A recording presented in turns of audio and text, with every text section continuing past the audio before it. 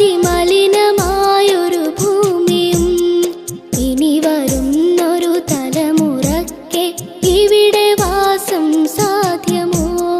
ഇനി വരുന്നൊരു തലമുറയ്ക്ക് ഇവിടെ വാസം സാധ്യമോ?